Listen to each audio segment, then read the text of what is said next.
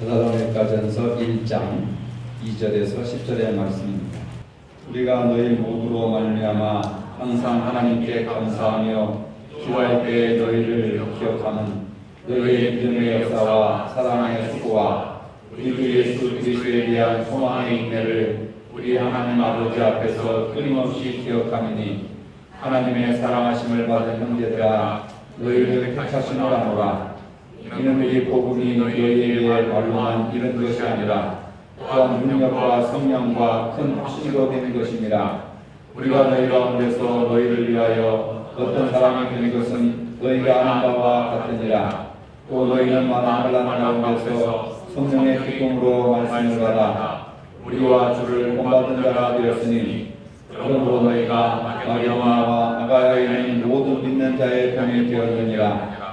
주의 말씀이 너희에게로부터 마게도냐와 아가야에만 들릴 뿐 아니라 하나님을 향하는 너희 믿음의 소문이 각처에 퍼졌으므로 우리는 아무 말도 할 것이 없노라. 그들이 우리에 대하여 스스로 말하기를 우리가 어떻게 너희 가운데 들어가는지와 너희가 어떻게 우상을 버리고 하나님께로 돌아와서 살아계시고 참되신 하나님을 섬기는지와 또 죽은 자들 가운데서 다시 살리신 그의 아들이 하늘로부터 강림하실 것을 너희가 어떻게 기다리는지를 말하니 이는 장래에 노하심에서 우리를 건지시는 예수시니라. 아멘. 이 데살로니가 교회는 바울과 실라가 전도를 통해서 세운 교회입니다. 후에 바울이 데살로니가를 방문하고자 했으나 계획대로 되지 않아서 그의 신실한 믿음의 아들 디모데를 데살로니가로 보냅니다. 디모데를 데살로니가로 보낸 이유는 이 데살로니가 교회가 박해 속에서도 성도들이 어떻게 신앙생활을 하고 있는지 그것을 파악하고 그 다음에 데살로니가 교회의 구체적인 문제들이 무엇이 있는가 그것을 알아보기 위해서 신실한 믿음의 종 디모데를 데살로니가에 보냅니다. 가서 디모데가 보니까 많은 환난과 핍박과 역경이 있음에도 불구하고 데살로니가 교인들이 충성을 다하여서 믿음을 잘 지키고 있습니다. 이런 보고를 하는 겁니다. 바울은 데살로니가 교회 교인들이 너무 감사하고 또 기쁘고 즐거워가지고 편지를 씁니다.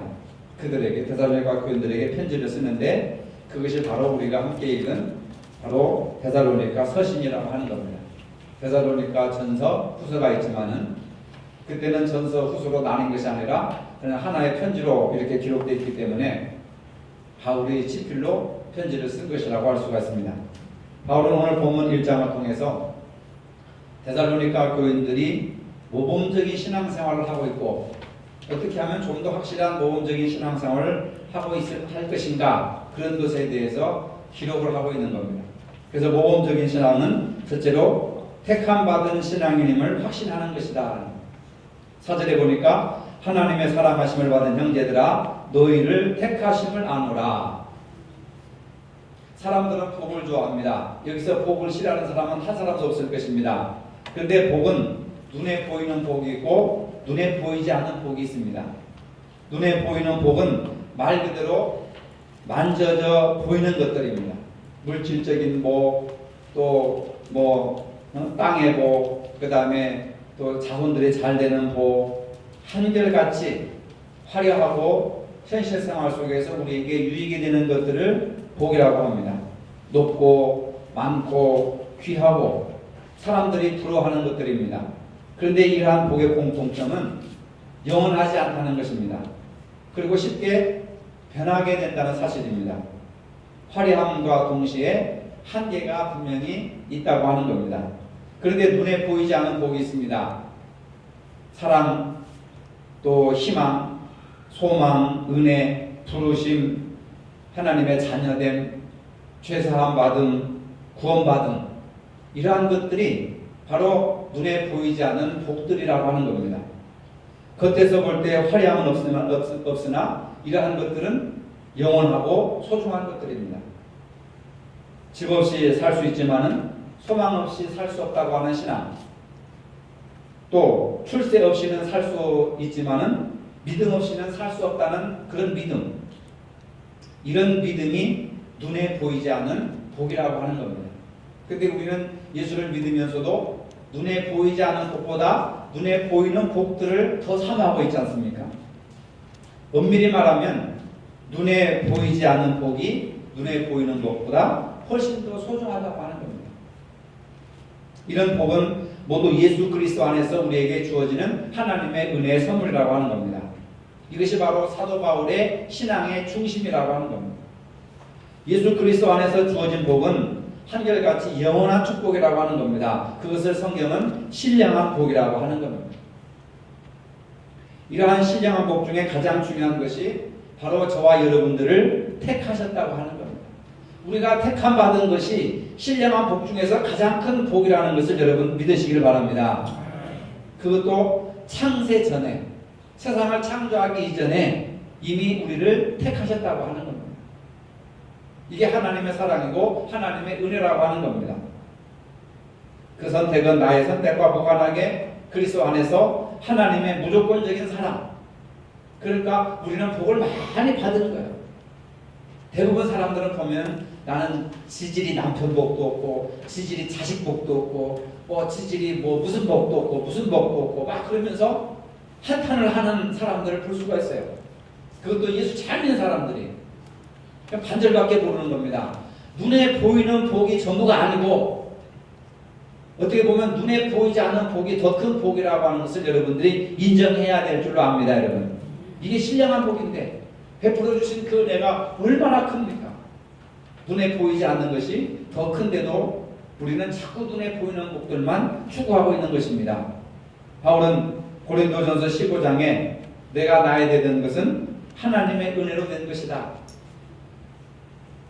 바울은 겉으로 볼 때 복이 될 만한 것이 하나도 없어요. 결혼도 못했죠. 병이 있었죠.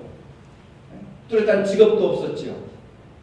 가는 데마다 사람들한테 배신당하고 배척당하고 손가락질 당하고 무시당하고 복음 전하면 또 감옥에 갇혀서 죽도록 매를 맞고 우리 육신 하나 편에 쉴 만한 안식처가 없는 겁니다.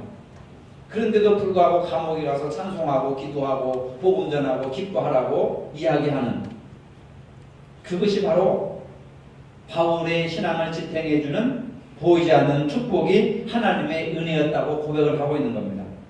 그러면 하나님께서 왜 우리를 선택하셨는가 하는 것입니다. 에베소서 1장 3절로 6절에 바울은 두 가지 얘기를 하고 있습니다. 하나님께서 왜 우리를 선택하셨는가? 거룩하고 흠이 없게 하시기 위해서 우리를 선택하셨다는 겁니다. 거룩하고 흠이 없게 하시려고. 하나님이 거룩하시고 순결하시기 때문에 우리도 거룩하고 순결한 삶을 살아야 된다는 겁니다. 이것을 위해서 이스라엘 백성들을 선택하시고 부르셨다는 겁니다. 그래서 우상을 숭배하지 말고 영적인 순결을 지키라고 요구하고 있는 겁니다. 거룩하고 순결하게 살아가는 것은 우상 숭배하지 말고 세상과 짝하게 살지 말고 신앙의 순수성을 지켜라. 신앙의 순결을 지켜라. 한 발은 세상에 한 발은 교회에 양다리 걸치지 말고 오직 복음에 합당한 삶을 살아라. 왜냐하면 우리는 선택받은 하나님의 거룩하신 백성이기 때문에 마땅히 그렇게 살아야 한다고 이야기하고 있습니다. 그리고 하나님께서 왜 우리를 선택하셨는가? 하나님의 은혜의 영광을 찬양하기 위해서 베풀어 주신 그 은혜를 마음껏 찬양하라고 우리를 선택하셨다고 하는 겁니다.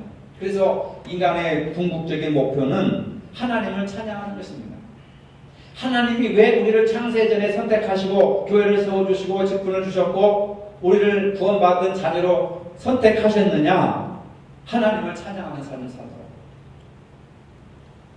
하나님의 세상을 창조하실 때 한 가지 원칙이 있었습니다. 그것은 이 세상의 모든 창조물은 아름다워야 한다는 것입니다.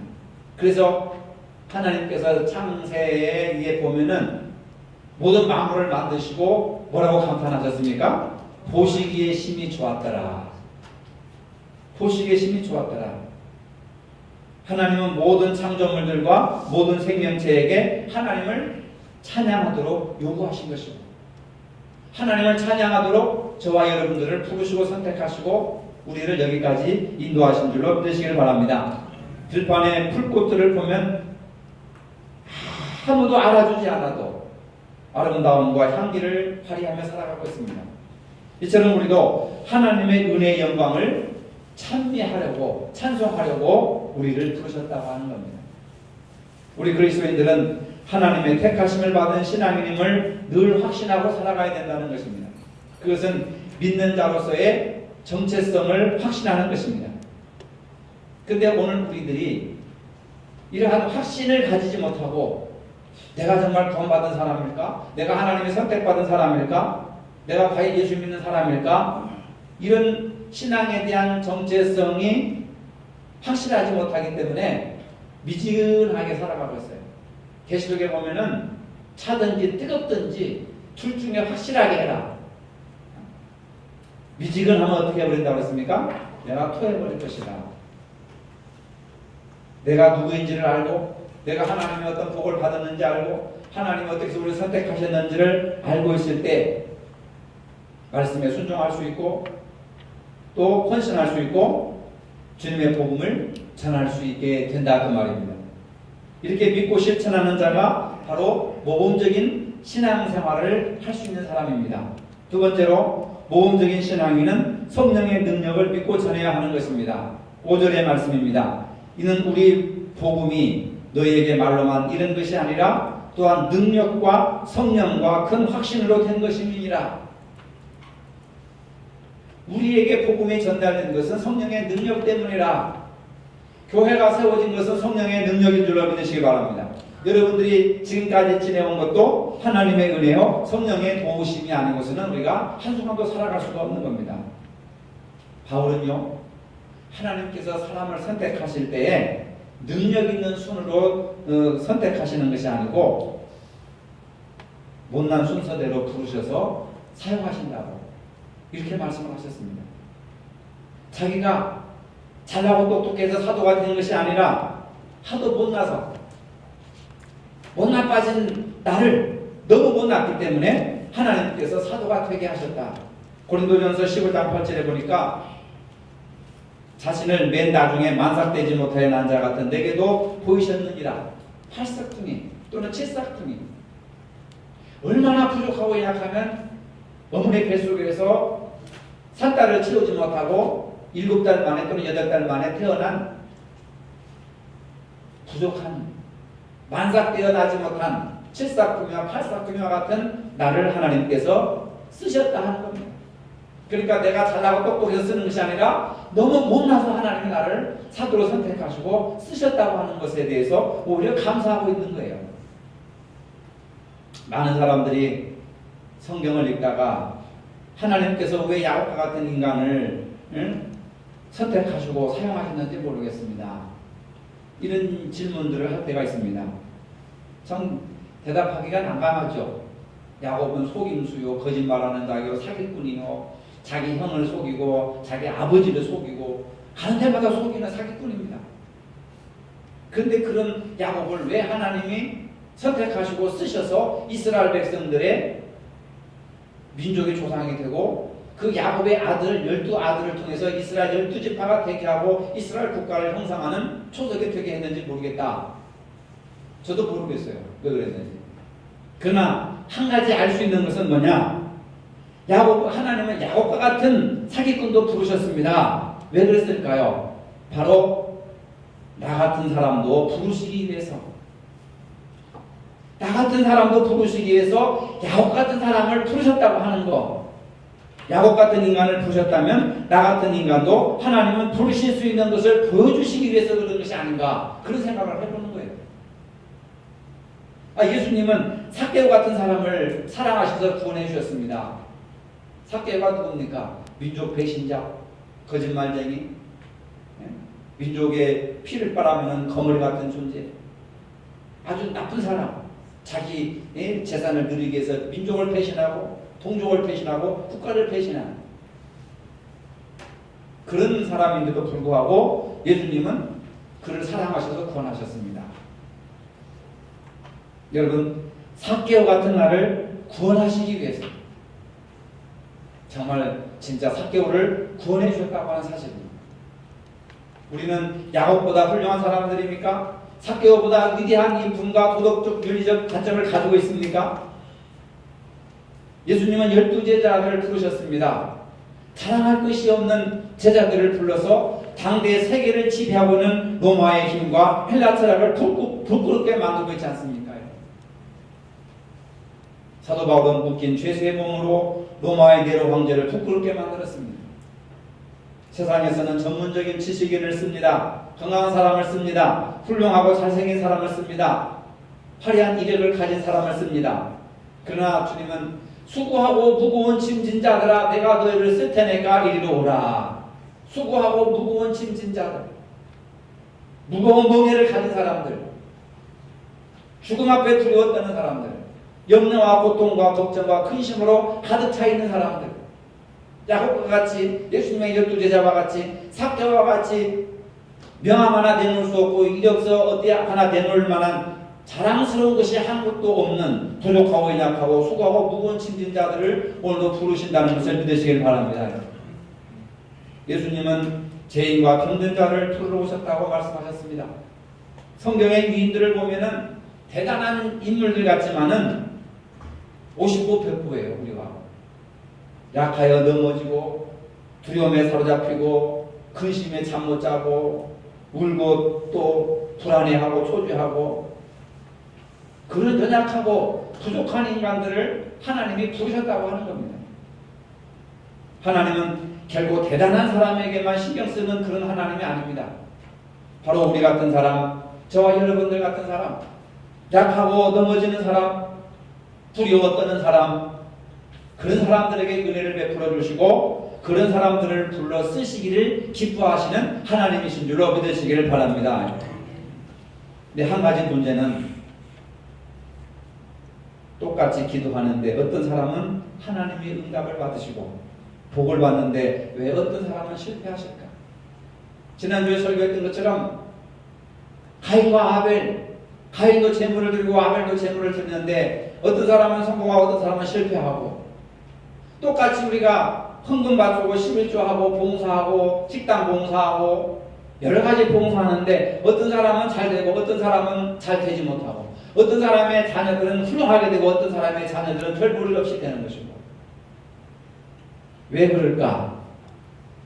똑같이 예배드리고 똑같이 신앙생활 하는데 어떤 사람은 능력 있는 삶을 살고 어떤 사람은 잘 되고 어떤 사람은 영향력 있는 삶을 살게 되고 어떤 사람은 늘 넘어지고 무력한 삶을 살게 되는 것일까?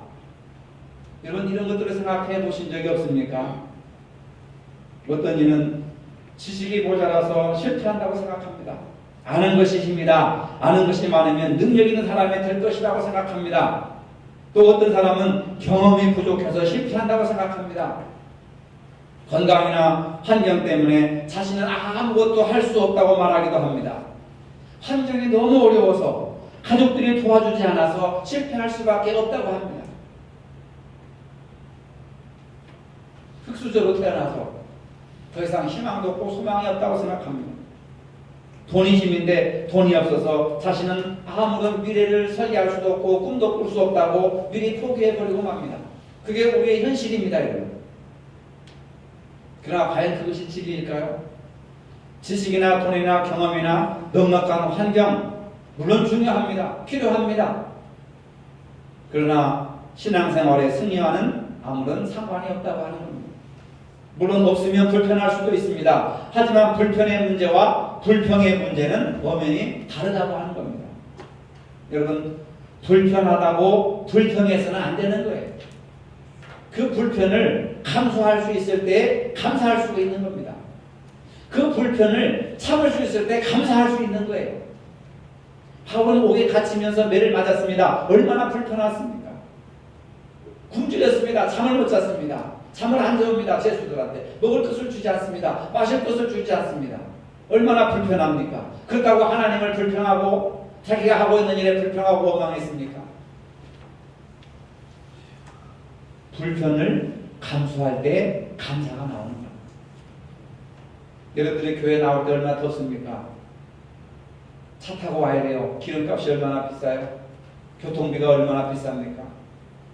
그런 불편을 불평으로 생각하면 오기가 싫은 거예요. 그러나 그런 불편임에도 불구하고 감사하는 마음. 하나님 앞에 가서 예배드리고 기도하고 찬양하고 성도들의 그런 얼굴을 보고 성도들과 교제하고 말씀을 듣고 일주일 동안 내가 힘을 얻어 살아야 되겠다 하는 마음이 생기면 불편해도 감사가 넘치는 거예요.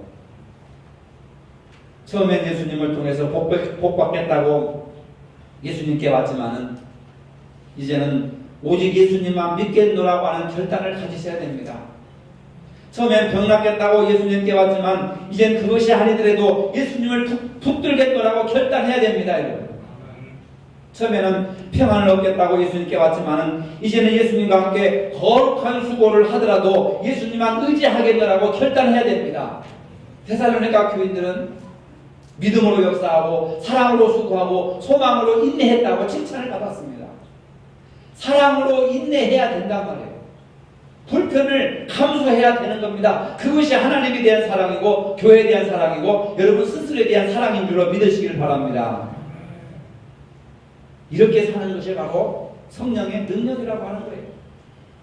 사람들의 생각과 경험을 뛰어넘는 불편 속에서도 감사할 수 있고 사랑하면서도 수고할 수 있는,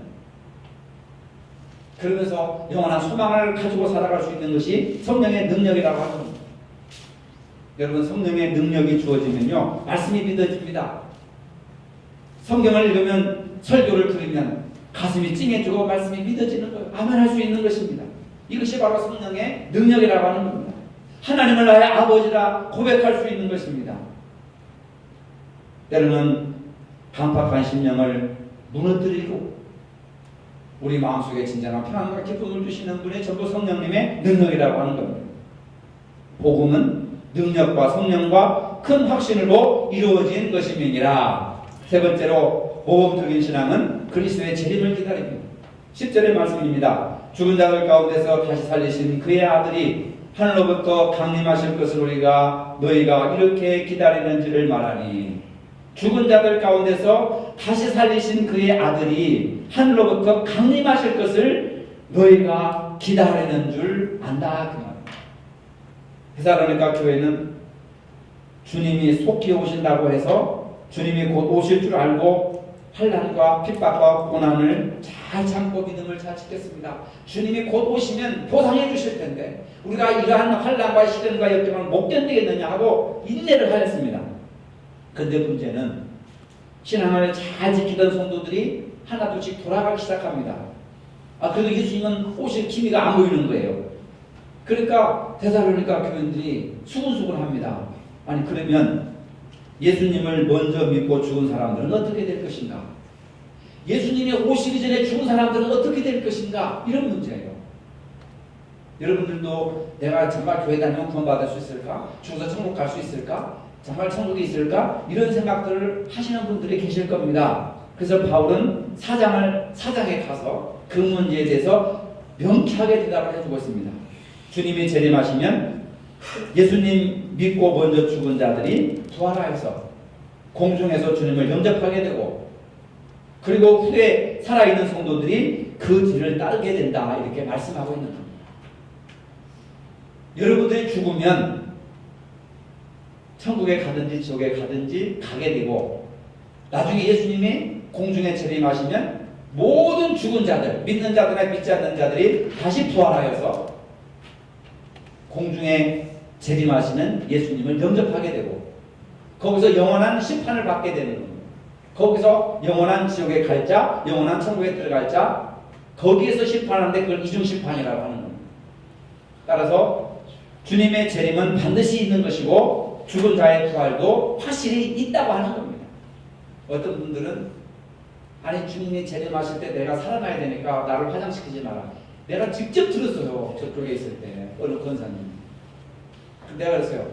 아니 하나님의 능력이 화장시켜서 가루를 뿌렸다고 해서 다시 못 살아나는 능력이 아니라 없어져도 살아나니까 걱정하지 마시라고. 그래서 나는 두려워서 화장시키지 마라. 돌아가니까 자녀들이 화장시키더라고. 여러분, 화장시켜서 뼈가루를 뿌린다고 다시 예수님 재림하실 때 부활하지 못할 것 같아요? 그런 능력이 없습니까? 그런 믿음이 없습니까? 그건 아무 관계가 없어요. 하나님의 능력은 우리가 상상을 초월하는 능력이기 때문에 죽어서 화장을 할까 매장을 할까 미리 걱정하지 마시기 바랍니다. 중요한 것은 죽은 자들이 다시 살아난다는 것. 그래서 심판을 받는다고 하는 것. 그렇기 때문에 데살로니가 교인들한테 미리 죽은 자들에 대해서 걱정하지 말고 예수님 오실 때까지 인내하면서 여러분들은 모범적인 신앙생활을 해라, 이렇게 얘기하는 겁니다. 그러므로 우리는 이제 세상과 적당히 타협하는 신앙을 하지 말고 이단을 따르거나 우상 숭배를 따르는 그런 잘못된 신앙을 해서는 안 되는 겁니다. 순결한 그리스도의 신부로서의 신앙의 정절을 지키도록 힘써야 된다는 겁니다. 노아 시대 사람들처럼 하나님의 경고와 심판을 농담으로 생각하고 의뢰의 목사들이 설교 시간에 하는 얘기지 이렇게 경솔히 여기는 태도를 가져서는 안 된다고 하는 것입니다.